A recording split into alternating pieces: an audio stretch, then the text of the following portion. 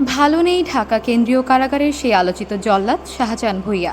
বলছেন, কারাগারে ভালোই ছিলাম, অন্তত খাওয়া দাওয়ার খরচ নিয়ে চিন্তা করতে হতো না। কারাগারে থাকতে বঙ্গবন্ধুর খুনি, যুদ্ধাপরাধী, জামায়াতের শীর্ষ নেতা ও জেএমবি সহ আলোচিত মামলায় সাজাপ্রাপ্ত ৬০ জনের ফাঁসির রায় কার্যকর করেছিলেন তিনি। ৪০ বছর কারাভোগের পর ৯ মাস আগে মুক্তি পান শাহজাহান।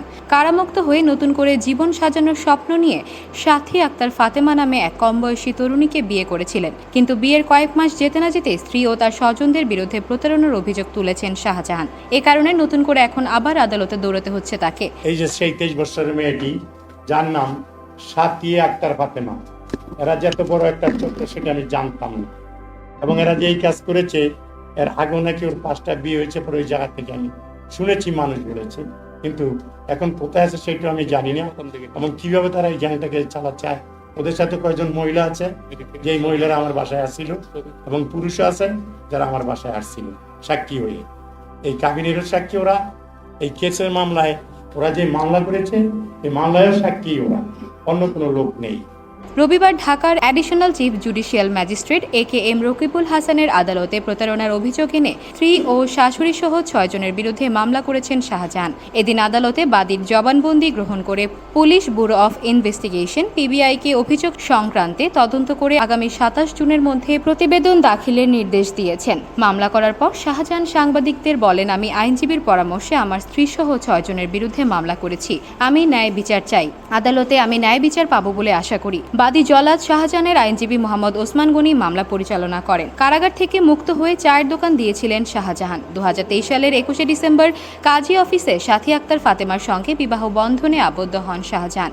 কিন্তু বিয়ের ১.৫ মাস পরই স্ত্রীর আসল রূপ ধরা পড়ে তার কাছে। প্রধানমন্ত্রীর কাছ থেকে পাওয়া নগদ উপহার ও অন্যান্য খাত থেকে পাওয়া প্রায় ১০ লাখ টাকা ও স্বর্ণালংকার নিয়ে পালিয়ে যায় তার স্ত্রী ও শাশুড়ি।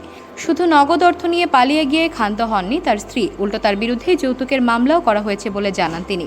সব হারিয়ে দেনায় জর্জরিত হয়ে দিশেহারা হয়ে পড়েন দেশের আলোচিত এই জল্লাদ।